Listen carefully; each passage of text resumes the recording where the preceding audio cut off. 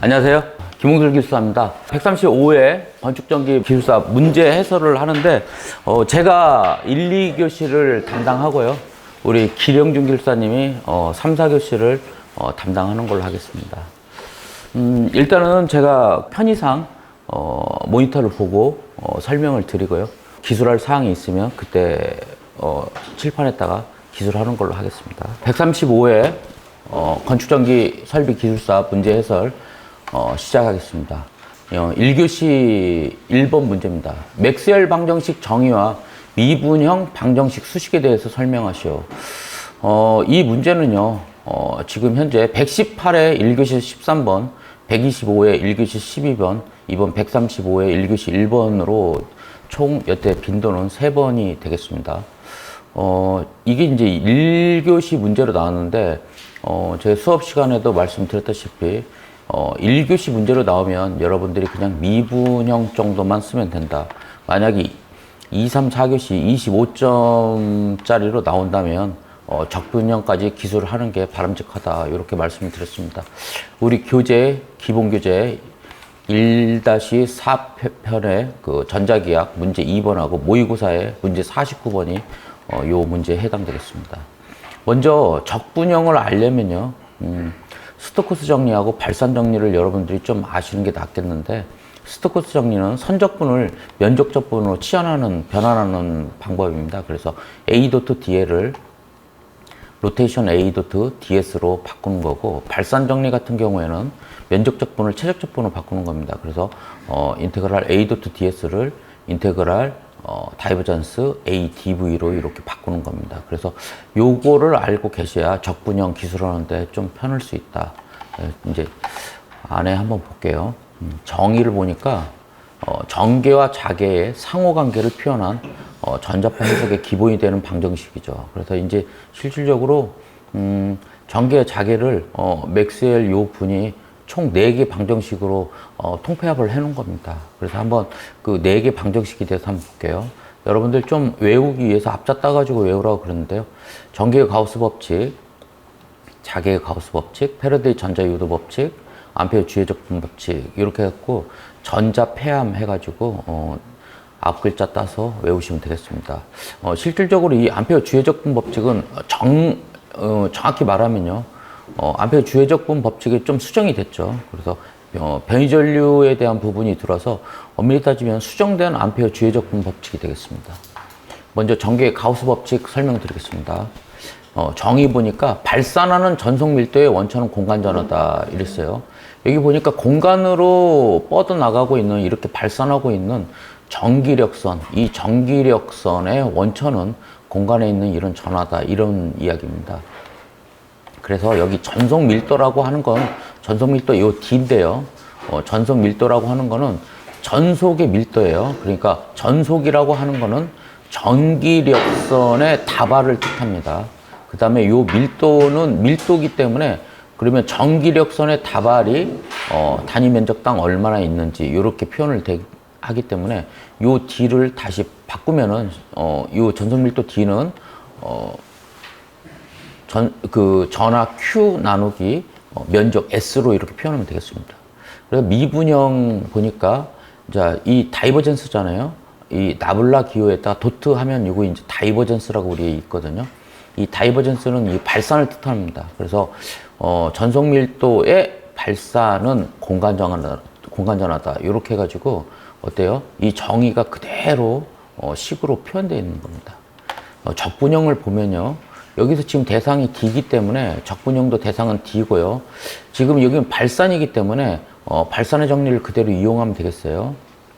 그래서 여기 앞에 있는 거 A.DS가 다이버전스 ADV 이 형태로 바꾸기 때문에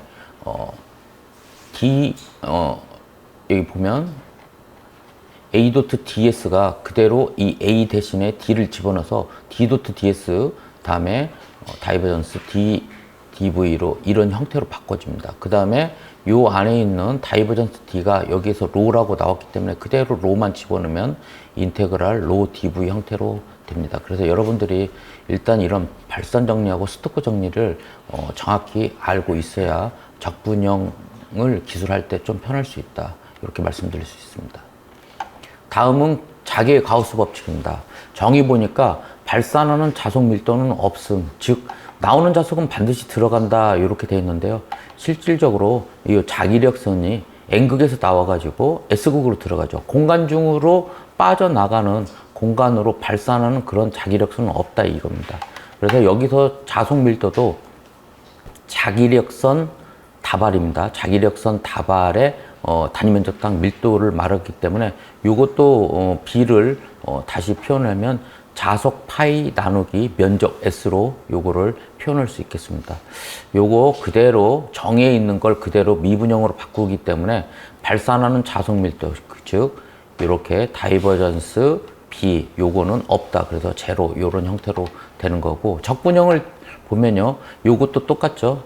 면적 적분을 최적 적분으로 바꾸는 지금 발산 정리를 이용한 거죠. 그래서 대상은 B니까요. B 도트 DS가 인테그랄 다이버전스 B DV로 바꾸고, 요거 보니까 요 B는 어떻게 해요? 다이버전스 B이기 때문에 요 다이버전스 B가 제로이기 때문에 요 그대로 인테그랄 제로 DV 놓으면 바로 그냥 제로가 나오면 되겠습니다. 다음에 패러데이 전자 유도 법칙인데요. 전개 회전은 자기의 시간적 변화를 방해하는 방향으로 발생한다. 이렇게 되는데, 여러분들 패러데이 전자 유도 법칙 E는 마이너스 N DT분의 D 파이 요 공식을 잘 아실 거예요. 그 형태입니다. 그래서 마이너스 라운드 T분의 라운드 B 요 형태인데, 라운드 T분의 라운드나 DT분의 D나 똑같아요. 실은 이거 이제 요 라운드는 이제 공간에서 이런 편미분을 뜻하는 겁니다. 그러니까 예를 들어서 X에 대해 X, Y, Z 좌표계에서 X에 대해서만 미분하겠다 그러면 라운드 X분의 라운드, 뭐 Y에 대해서만 미분하겠다 그러면 라운드 Y분의 라운드 이런 식으로 어느 한쪽만 미분한다고 할 때 이렇게 편미분 기호를 쓰고요. 요거는 그냥 여러분들이 DT분의 D하고 똑같은 형태다 이렇게 아시면 되겠습니다. 여기 보니까 요 그림을 보면요. 지금 현재 이건 원통, 가상의 원통입니다. 이 가상의 원통에다가 코일을 이렇게 감아 놓은 거예요. 그러니까 이제 원통은 없고 그냥 코일만 있다고 생각하시면 되겠습니다. 여기 막대 자석이 있는데요. 이 막대 자석의 자기력선은 N극에서 나와갖고 S극으로 이렇게 들어갈 거예요. 그래서 N극에서 나오는 자석이 있다 표시를 이렇게 표현을 한 겁니다. 이런 막대 자석을 이 원통에 감겨 있는 이 코일 안으로 막대 자석을 집어넣습니다. 그러면 막대 자석을 집어넣으면은 요 자석의 증가 방향은 어느 방향이요? 요렇게 들어가는 방향이 됐죠. 요렇게 들어가는 방향. 이렇게 들어가는 방향이면 패러데이 전자 유도 법칙에 의해서 어떻게 해요?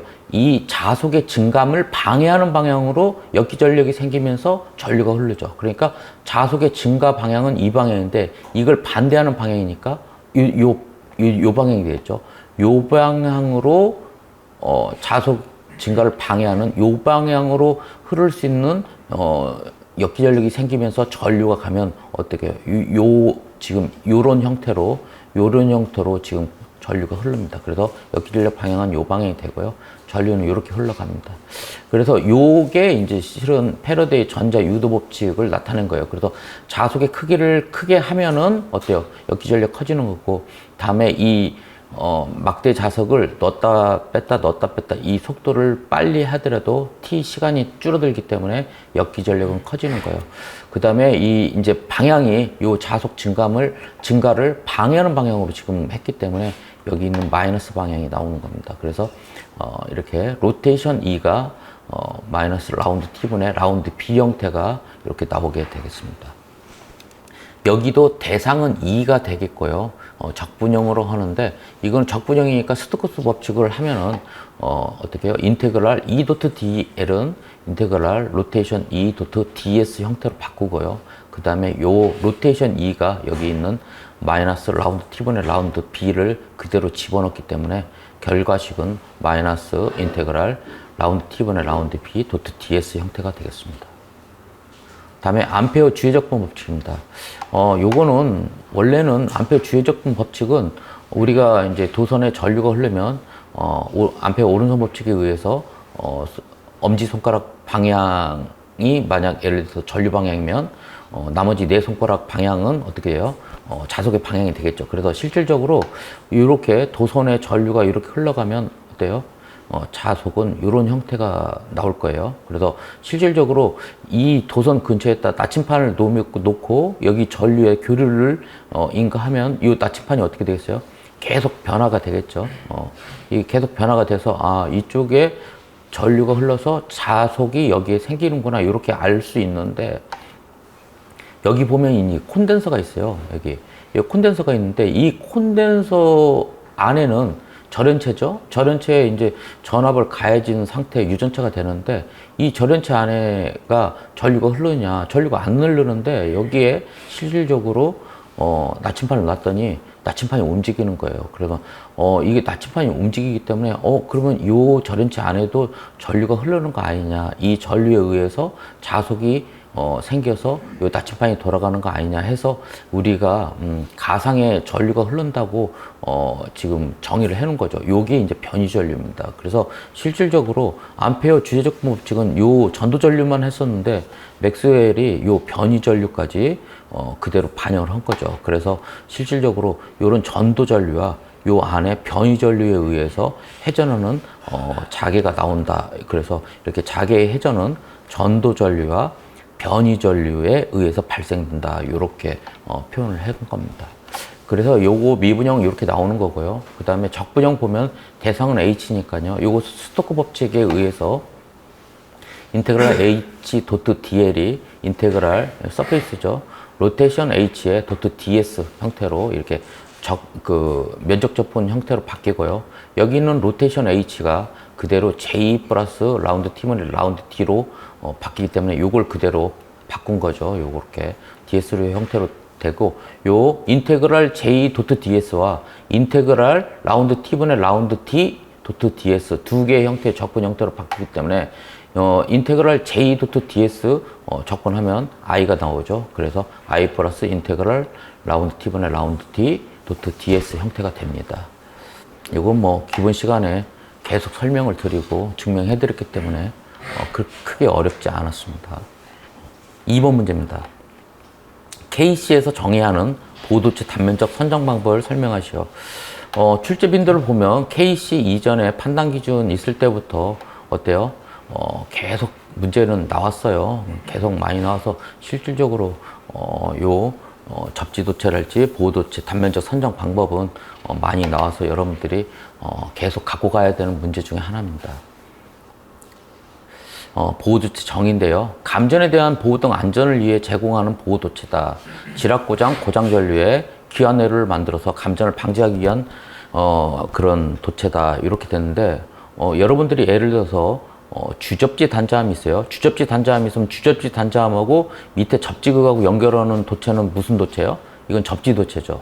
이 주접지 단자함하고 노출 도전부를 연결하는 게 이게 보호 도체입니다. 그 다음에 노출 도전부와 노출 도전부를 연결하는 게 보조 보호 등전입 본딩. 그 다음에 노출 도전부하고 개통의 도전부를 연결하는 게 요것도 보조 보호 등전입 본딩. 그 다음에 개통의 도전부하고 주접지 단자하고 연결하는 게 이게 뭐예요?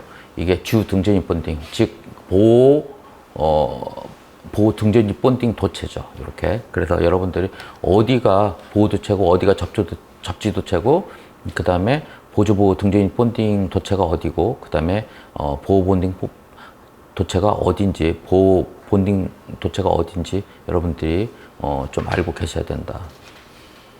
이 보호 도체를 단면적 선정하는 방법은 크게 두 가지입니다. 표에 의한 방법하고 계산에 의한 방법이 있어요. 자, 표에 의한 방법 보면은 선도체의 굵기에 따라서 보호도체가 굵기가 결정이 되는데요. 선도체 단면적이 16스퀘어 이하다. 아니면 16초가 35스퀘어 이하다. 아니면 35스퀘어를 초과한다. 여기에 따라서 보호도체는 만약 16 이하면 지금 선도체하고 굵기가 같아야 된다. 16 초과하고 35 이하다 그러면 어떻게 보호도체는 16스케일을 쓰면 된다. 다음에 35를 초과한다 그러면 그때는 선도체의 2분의 1을 하면 된다. 이렇게 하는 게 일반적인 겁니다. 그러니까 만약 선도체가 구리고 보호도체도 구리면은 이때는 이렇게 쓰면 되고요. 그 다음에 만약 보호도체가 뭐 예를 들어서 알루미늄이다, 아니면 선도체가 알루미늄이고 보호도체가 구리다 이랬을 때는 서로 재질이 틀렸을 때는 오른쪽 요 표를 적용하면 되겠습니다. 일반적으로는 실무적으로는 거의 다 구리를 쓰기 때문에 이쪽을 적용하면 되겠어요. 다음에 계산식에 의한 방법입니다. 요거는 이제 차단 시간이 5초 이하일 때 이제 적용하는 건데요. 어때요? S는 K분의 루트 I 자승 T 이렇게 구하면 되는데 요 K 값은 우리가 일반적으로 XLP면 143이요. PVC는 115 정도 적용하면 되겠고요. 그 다음에 이 I는 어때요? 보호장치 동작전류죠. 그러니까 보호장치가 이 차단하기 전까지 흐르는 고장전류를 말하는 겁니다. 그래서 보호장치를 통해 흐를 수 있는 예상 고장전류 시료값이 되겠고요. 요 T는 보호장치 동작 시간입니다. 그래서 일반적으로 정해지지 않았으면 0.5초 정도 적용하면 되겠어요. 근데 실질적으로 MC12 정도 되면은 ELB나 MC10 정도 되면은 30ms 이내로 끊으니까 여러분들 30ms 적용해도 무방합니다. 우리가 통상 이 방법, 표에 의한 방법하고 계산식에 의한 방법으로 해갖고 보호도체를 구했을 때 계산식에 의한 게 훨씬 작아요. 그 다음에 표에 의한 게 좀 더 굵게 나옵니다. 그렇지만 이런 표에 의한 방법이나 계산식에 의한 방법이나 요 3번, 요 기계적 손상에 대해서는 어떻게 됐다? 요거는 만족해야 됩니다. 그래서 만약에 보호도체가 케이블의 일부가 아니거나 선도체와 동일 외암에 미설치됐다. 즉 뭐냐면 보호도체가 단독으로 선도체하고 별도로 갔을 때 이야기입니다. 이럴 때 이 보호도체가 기계적 손상에 대한 보호가 있다. 아니면 없다 할 때 기계적 손상에 대한 보호가 있으면 구리 2.5, 알루미늄 16스퀘어 이상이고 기계적 손상에 대한 보호가 없다 하면 구리는 4스퀘어, 알루미늄 16스퀘어 이상을 적용하면 되겠습니다. 그래서 이렇게 표하고 계산식에 의한 게 반드시 요 3의 내용은 만족해야 됩니다. 다음은 보호도체가 2개 이상 회로에 공통으로 사용했을 때입니다. 지금 예시를 제가 하나 넣었는데요. 자, 회로 중에 가장 큰 선도체 단면적을 기준했을 때는 표를 이용하면 되겠고요. 회로 중 가장 부담이 큰 것으로 예상되는 고장전류 및 동작 시간을 고려하면 계산식을 이용하면 되겠어요. 여기 보니까 이 선도체가 가고요. 이 선도체에 분전만 하나씩이 연결돼 있어요. 이쪽이 이제 1번 회로, 이쪽이 2번 회로, 요거 3번 회로로 이렇게 봤을 때 지금 1번 회로는 4스퀘어, 2번 회로는 6스퀘어, 3번 회로는 선도체가 10스퀘어 정도 됩니다. 그리고 이제 고장 났을 때 고장 전류가 800A, 여기는 1000A, 1200A 흐를 때 이게 이제 보호도체거든요. 이 보호도체에 분전반 외암이 이렇게 연결되어 있는 거죠. 요 연결되어 있는데 이 보호도체에 요 굵기를 지금 선정하는 겁니다. 어느 정도면 되겠냐 이랬을 때 먼저 첫 번째요. 회로 중에 가장 큰 선도체를 이용하라. 그러면 표를 이용하면 되는데 보니까 얘는 4스퀘어, 6스퀘어, 10스퀘어니까 제일 큰 거는 몇이에요? 10스퀘어죠. 그러니까 10스퀘어니까 요거죠. 그러니까 어때요?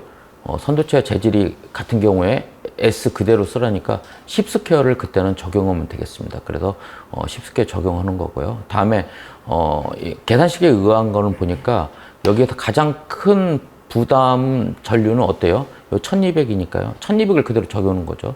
1200 제곱, 그 다음에 143 집어넣고 0.5초 적용하면 6스퀘어 나옵니다. 그래서 계산식으로 한 건 6스퀘어, 표를 이용한 건 10스퀘어. 그래서 요게 이제 최대 굵기가 되겠고, 요게 이제 최소 굵기가 되겠습니다. 크게 어렵지 않은 거고요. 다음에 3번 문제입니다. 통신선 유도장애 중 정전 유도장애에 대해서 설명하시오. 정전 유도, 전자 유도 전부 다 여러분들이 공부해야 되고요.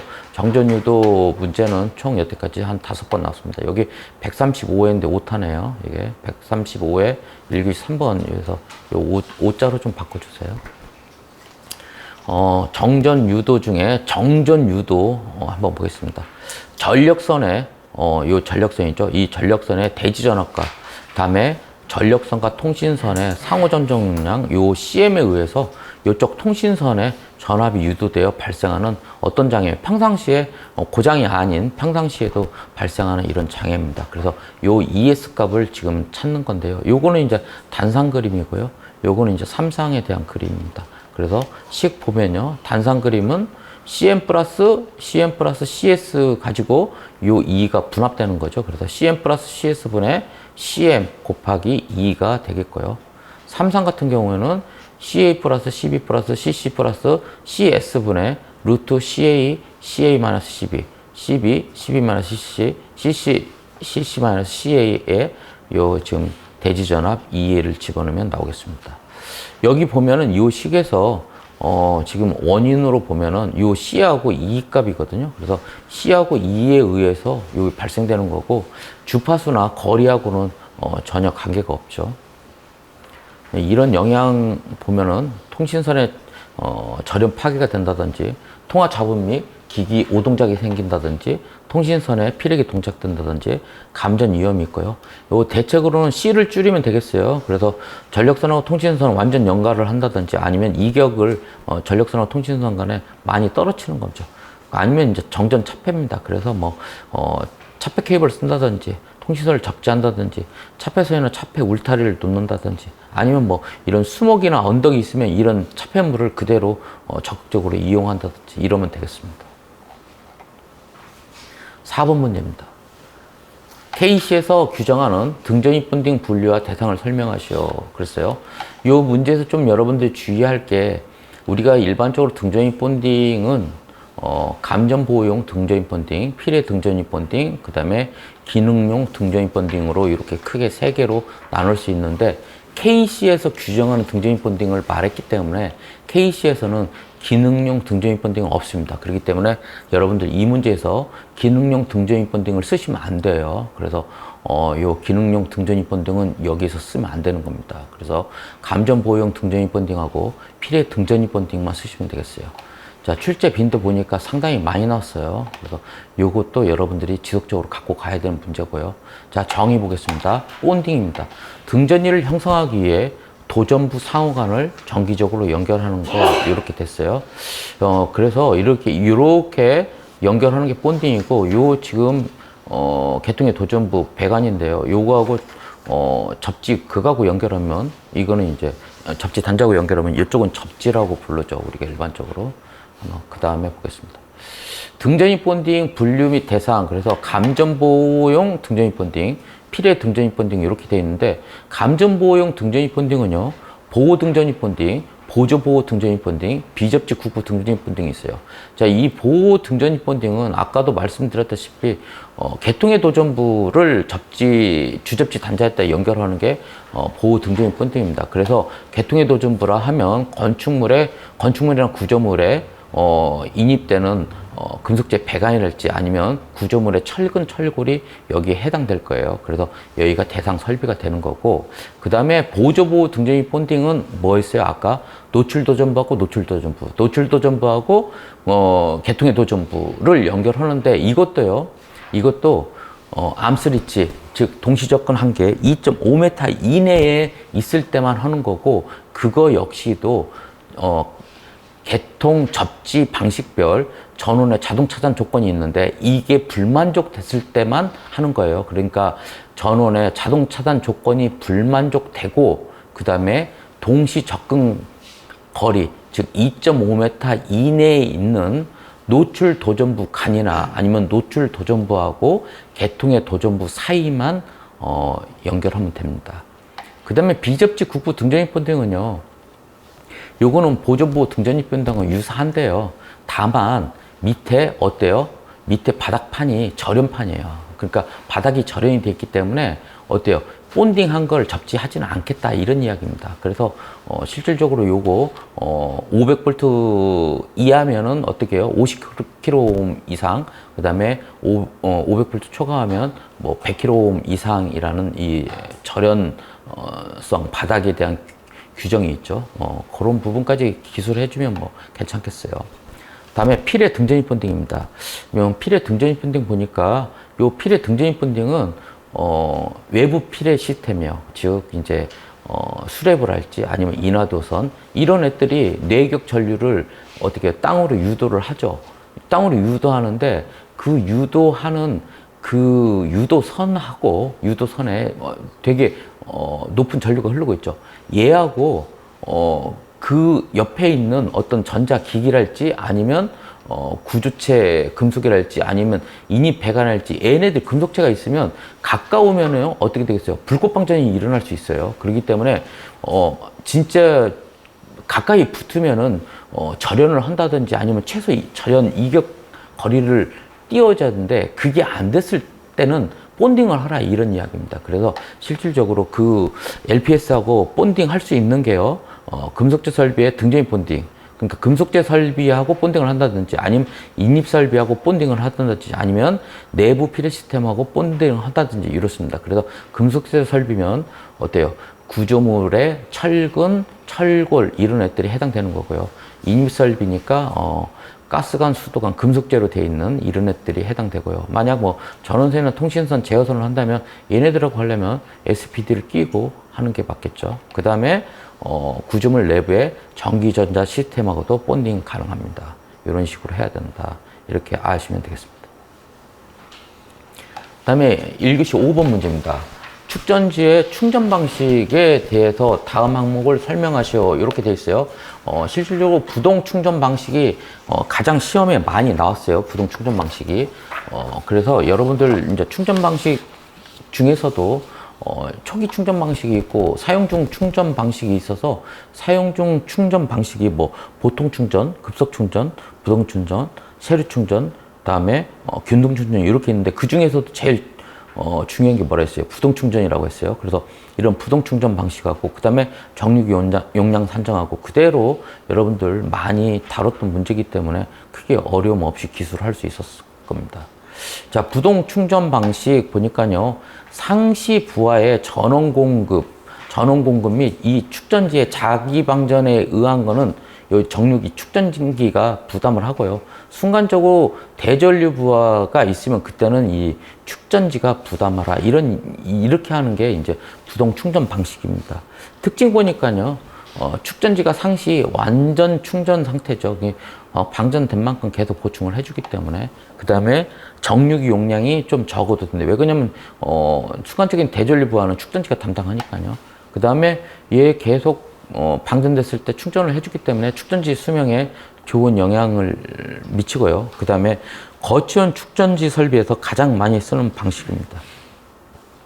다음에 이제 정유기 용량 산정인데요. 이 정유기 2호 용량 산정입니다. 그래서 정유기 출력 전류, 정유기 출력 전류 요 IT는 어때요? 이 축전지에 들어가는 IC 전류와 그다음에 부하에 들어가는 IL 전류로 나눌 수 있다. 그 다음에 정유기 요 입력 용량이죠. 요 입력 교류가 들어가는데 뭐예요?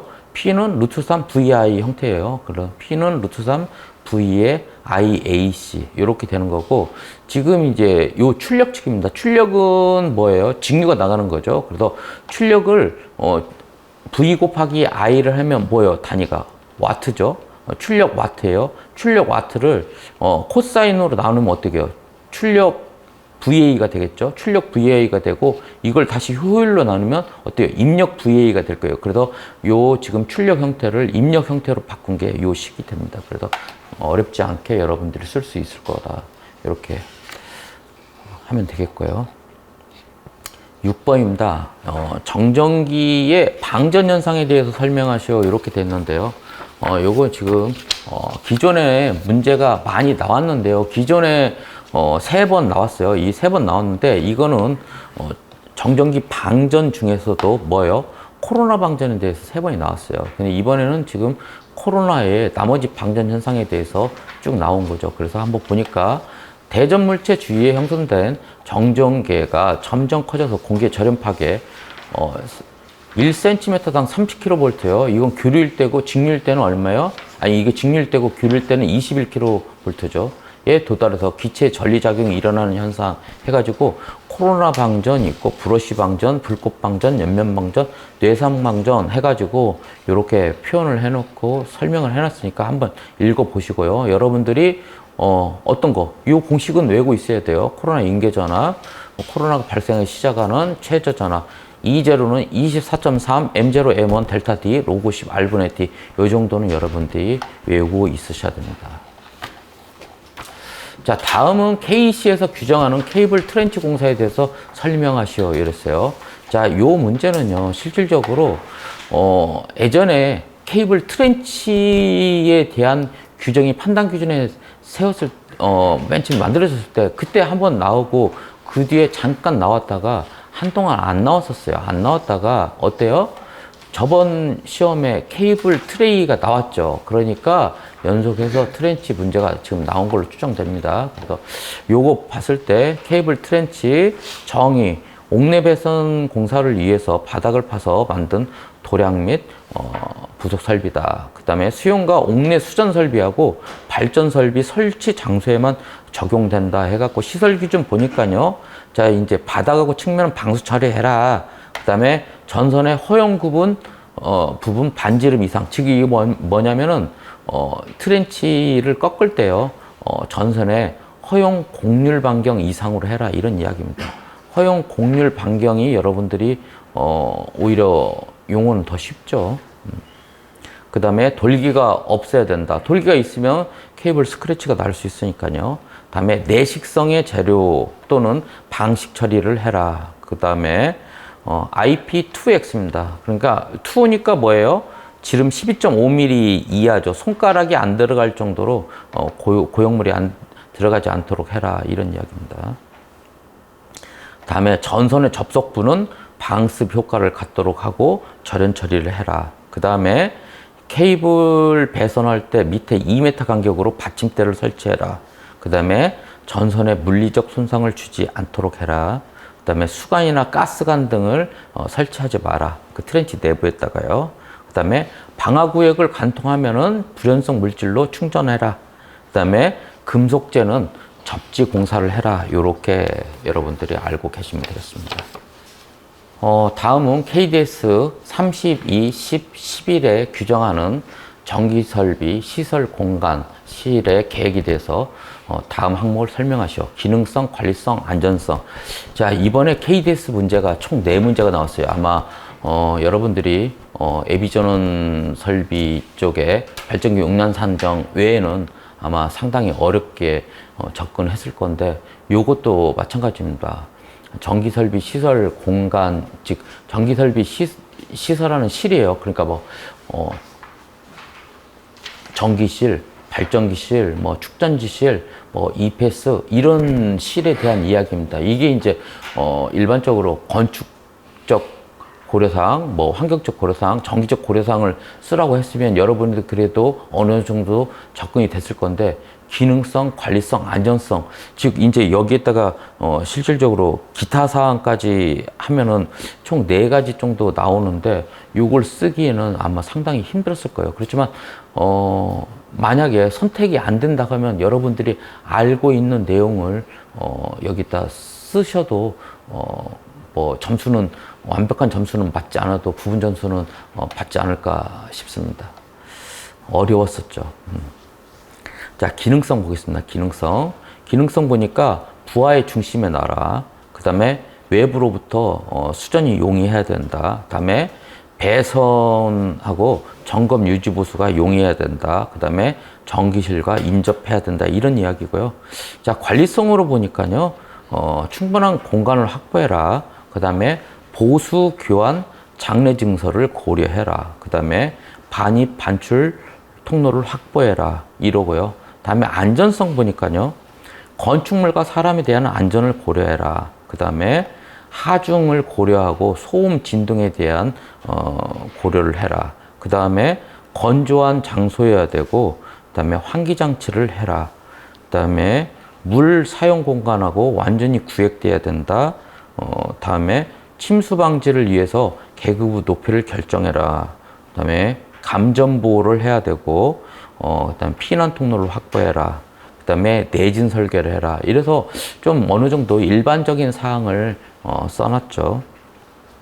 기타 사항으로 EPS 같은 경우에는 건축물의 중심부에다 놔라. 그다음에 배선 통로 넓이를 갖도록 하고 방수턱을 설치해 갖고 침수 대비해라. 내화 구조로 해라. 그다음에 환기 장치를 해라. 그다음에 타 설비하고 간섭을 고려해라. 요 정도 여러분들이 중요 키워드는 요 정도만 알면 되겠습니다. 다음은 9번 문제인데 분산형 전원을 개통에 연기했을 때 다음 각 항목의 전기 품질에 대해서 설명하시오 이랬어요. 자, 분산형 전원 개통 연계 시 고려 사항이 이번에 문제 10점짜리하고 25점짜리 두 번이 나왔어요. 그래서 요거는 분산형 전원 배전 개통 연계 기술 기준하고 분산형 전원 요거 지금 요 가이드라인입니다. 요거 오타네요. 요거 분산형 전원 배전 개통 연계 가이드라인입니다. 가이드라인으로 좀 여기 써주세요. 그래서 요 두 개를 보고 작성을 하시면 되겠어요. 일반적으로 여러분들 다 알고 있는 내용이고 다만 정의 썼고 제가 왜 이런 직류 유입 제한을 하고 역류를 해야 되고 이 부분만 앞에다 추가로 넣은 거예요. 자, 직류 유입 제한은요, 전압화형의 직류 성분이 유입되면요, 직류 상승분이 발생돼요. 그러면은 일단 전압은 올라가는 거죠. 전압이 올라가면 배종균 변압기 자기 포화가 되고 이런 철심의 자기 포화가 됐을 때 고주파 전류의 유입을 야기할 수가 있습니다. 그렇기 때문에 직류 유입을 제한하는데 얼마 정도 최대 전격 출력 전류의 0.5% 초과하지 않도록 금지하고 있습니다. 다음에 역률 같은 경우에는 선로의 전압 변동이나 전력 손실, 유효전력 공급 한계 등을 고려해서는 실질적으로 역률을 적정하게 하는 게 중요하죠. 그렇기 때문에 얼마 90% 이상으로 유지함을 원칙으로 하고요.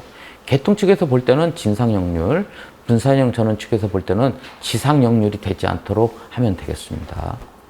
다음에 이제 플리커는 시각적 자극이나 설비 오동작을 초래하지 않도록 하는데 실질적으로 여기 연계 기술 기준에서는 이거를 어떤 수치화하지는 않았어요. 그냥 국제 기준이 여기에 수치화되는 거를 바꿨기 때문에 여기에서는 그냥 선언적으로 그냥 명문화만 해놓은 겁니다. 그래서 요건 그냥 선언적 규정에 불과하다 이렇게 하시면 되겠습니다. 다음에 종합 고주파 외역률 THD인데 토탈 하모닉 디스토션이죠. 요거 볼 때는 고주파 외형은 정기적 노이즈의 한 형태입니다. 그래서 어때요? 배전계통 고주파 관리 기준에 준하는 허용 기준을 초과하지 마라 이렇게 됐어요. 그래서 전압 THD가 얼마요? 5% 이하면 되겠습니다. 자, 다음은 10번 문제입니다. 풍력 발전기 낙뢰 보호에서 풍력 발전기의 피해 시스템 LPZ에 대해서 설명하라. 61400-24인데요. 이거 뭐 여러분들 이 그림 보시면 기본 교재에 있었던 그림이죠. 쉽게 LPZ의 내용은 기존에 있었던 거 똑같아요. LPZ의 문제들이 124회나 132회에서 실질적으로 부분적으로 LPZ에 대한 문제를 그 정의를 물어봤습니다. 그래서 LPZ 제로가 뭐예요? 그대로 뇌를 맞는 곳이에요. 그 중에 이제 그냥 바깥쪽에 있는 거죠. A는 실질적으로 보호구역 밖에 있는 거고, B는 어때요? 보호구역 안에 있어요. 그러니까 A 쪽은 제로 A는 완전히 뇌를 직경뇌를 맞을 수 있는 부분이고, B 쪽은 직경뇌는 피해요. 그렇지만 전자기적 영향은 미치는 곳이고요. 그 다음에 내부 구역으로 LPZ1이면 한 번 공간 차폐돼 있는 거고, 2면 2번, 다음에 뭐 3이면 3번 쭉 했고, N이면 뭐 N번 공간 차폐가 돼 있는 거예요. 그러니까 요 안으로 들어오면 들어올수록 어떻게 해요? 전자기적 영향은 점점 줄어드는 거죠. 그래서 보니까 블레이드의 요 선단 쪽은 어때요? 이 뇌를 맞을 수 있는 곳이고요. 요 낫셀에 지금 피르침을 설치를 해서 풍향계가 지금 보호각 안으로 들어왔죠. 그래서 요 바깥쪽은 이 보호각 바깥쪽은 LPZ 제로 A 쪽이고 요 보호각 안쪽은 LPZ 제로 B 쪽입니다. 그 다음에 낫셀의 공간으로 한번 차폐됐기 때문에 LPZ 원이고, 이 낫셀 안에 어떤 또 다른 공간으로 구역되어 있으면 이건 이제 LPZ2가 되겠죠. 그 다음에 여기 이제 땅에 들어간 차폐 파이프도 한 번 돼 있기 때문에 LPZ1이고요. 요거는 이제 타워 안에 있는 파이프이기 때문에 LPZ2가 되겠고요. 그 다음에 이거 이제 밖에 있는 전기실인데요. 이제 한 번 공간 차폐가 됐기 때문에 LPZ1, 그 안에 판넬은 LPZ2, 그 다음에 외부 나가는 인출선은 요 그대로 직경내 맞을 수 있는 거기 때문에 LPZ 제로 중에서도 A에 해당되는 거죠. 그래서 요 그림을 그려주시면 상당히 유효한 득점을 할 수 있을 것 같다. 이렇게 말씀드리겠습니다. 11번입니다. 비상용 수전 설비, 화재 안전, 성능 기준 NFPC602죠. NFPC602에 대한 문제가 실질적으로 기존에도 좀 나왔어요. 근데 기존에 나온 거는 뭐가 나왔냐면 요 전기회로 결선 방법이 나왔거든요. 근데 지금 이번 문제는 어떻게 했냐면 배전반하고 분전반도 지금 설명을 해라 이렇게 됐거든요. 아마 좀 여러분들 힘드셨을 겁니다. 정의는 써놨고요. 한번 보시고 배전반, 분전반에 제1종, 그 다음에 제2종 이렇게 나눴는데 1종 같은 경우에는요 두께 1.6T, 2종은 1.0T. 다음에 외압 내부는 내열성 및 단열성 재료를 사용해서 단열하라고 했는데 2종 같은 경우는 요 이제 이렇게 요 재료를 사용하는 것보다는 그냥 단열을 위해서 배선용 불연 전용실 안에만 설치하면 된다 이렇게 되어 있고요. 다음에 외압에 노출 설치했을 때 불연성 또는 난연성 있는 덮개 있는 표시등이나 전선의 인입구 및 인출구는 외압 노출해서 쓸 수 있다고 했는데 요 2종 같은 경우는 그거 외에도 120도씨의 온도 가했을 때 이상이 없는 전압계나 전류계도 할 수 있다 이렇게 되는 거고요. 다음에 4번, 5번은 똑같이 1, 2종에 같이 적용할 수 있다고 되어 있어요. 그 다음에 이제 전기회로 결선 방법은 이렇게 일반 부하 쪽이 있고 소방 부하 쪽이 있을 때요. 일반 부하에 과부하 또는 단락 사고가 생겼을 때요.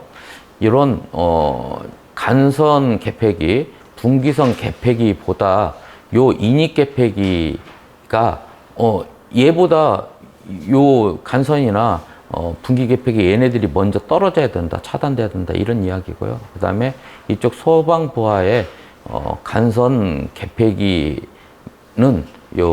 일반 부하의 간선 개폐기에 동등 이상 차단 용량을 가져라. 요게 이제 전기회로 결선 방법이 되겠습니다. 12번이요.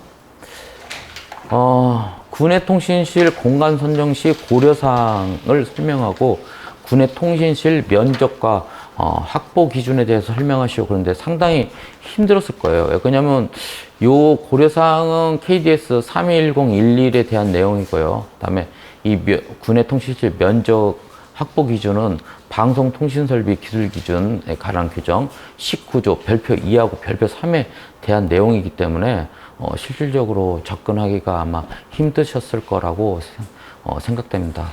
기존에 나왔던 이 문제들은 일반적인 선정식 고려사항 내용이고요. 보면은 선정식 고려사항 보면은 건축적으로는 어떻게 했냐면 집중 군의 통신실하고 층별 군의 통신실을 확보해라. 그 다음에 되게 배선이 많으니까 이중바닥 즉 악세스 플로어 또는 OA 플로어를 할 수 있다 이렇게 되어 있고요. 환경적으로 보면요 지상에 설치해라. 그 다음에 지상에 설치 못했을 때는 그게 지하에 설치했을 때는요 침수 우려가 없고 습기가 차지 않는 지하층에는 설치할 수 있다. 그 다음에 상온 상습이 가능토록 해라. 그 다음에 인입이 편리한 곳에 설치해라. 그 다음에 배선이 용이한 곳에 위치해라. 이런 식으로 고려사항이 되어 있습니다. 그 다음에 면적 보니까요 일단 통신실 면적은 벽이나 기둥은 면적에 들어가면 안 돼요. 그래서 이제 보니까 업무용 건축물입니다. 6층 이상이고 5,000회배 이상인 업무용 건축물, 그 다음에 이게 아닌 그 외에 업무용 건축물 이렇게 해갖고 집중군의 통신실, 층군의 통신실 이렇게 돼 있는데 집중군의 통신실 10.2 이상, 그 다음에 1,000회배 이상이면 10.2 이상 각층이, 그 다음에 각층이 전용 면적이 800회배 이상이면 8.4회배 이상, 그 다음에 500회배 이상이면 6.6 이상. 요거 아마 요거가 미만인 것 같아요. 이거 오타입니다. 500회배 미만인 경우에는 5.4회배 이상으로 이렇게 하면 되겠습니다. 그 다음에 집중 군의 통신실이요. 연면적이 500회배 이상이면은 10.2, 500회배 미만이면 5.4로 하면 됩니다. 그 다음에 공동주택이나 준주택 오피스텔이요. 50에서 500세대, 500에서 1000세대, 1000에서 1500세대, 1500세대 초과했을 때 10, 15, 20, 25회배로 이 이상을 하면 되겠다. 어렵죠? 13번이요. 13번 기본 문제입니다. 다음에 조명 용어를 비교 설명하시오. 그래서 강도하고 휘도, 조도하고 강속 발산도. 그래서 뭐 강도 다 정의하고 식, 강도하고 휘도요. 정의 보니까 광원으로부터 어느 방향에 대한 빛의 색이다. 그래서 I는 오메가분의 F. 이 오메가는 어때요? 9라면 4파이가 되겠죠. 휘도요. 강원에 빛나는 정도. 그래서 B는 S분의 I. 자, 이게 예를 들어서 이게 투영 면적이기 때문에 S는 파이 R의 자승이 되겠어요. 9라면. 그 다음에 조도와 강속 발산도. 요거는 정의식, 이 조도의 종류가 있고 강속 발산도의 종류가 있어서 정의식 종류로 나눴어요. 정의, 조도, 강원에 의해 비춰지는 면의 밝음의 정도. 그 다음에 강속 발산도. 어느 면에서 발산되는 강속의 밀도. 이랬는데 요거 보면은 식 보면요. E도 S분의 F, R도 S분의 F예요. 자, 똑같은데 실은 얘는 조도는 들어오는 강속이죠. 얘는 어때요? 발산되는 강속이에요. 그렇기 때문에 얘는 단위가 룩스고 얘는 라디안 룩스다. 이렇게 하시고 요 조도의 법선조도, 이게 법선조도죠. R자승분의 I. 그 다음에 수평면 조도, 요 지금 바닥에 대한 요 조도입니다. 그래서 호리젠탈. 그 다음에 이 벽에 대한 조도 버티칼. 그래서 이렇게 하면 뭐 EN에 코사인 세타 하면 EH 나오고 EN에 사인 세타 하면은 EV 나오겠죠. 이런 식으로 여러분들 아시면 되겠고, 광속 발산도도요. 보면은 만약 어떤 면이 있을 때 맞고 튀어나간다. 그러면 이제 반사죠. 이게 반사 광속 발산도. 만약 여기를 투과해서 넘어갔다 그러면 이쪽은 투과 광속 발산도가 되겠습니다. 그래서 R로하고 R타워로 해가지고 변형시켜서 한 거니까 한번 보시고요. 이건 뭐 기본 문제니까요. 이렇게 해갖고 1교시를 마치고요. 10분만 쉬었다가 2교시 진행하겠습니다.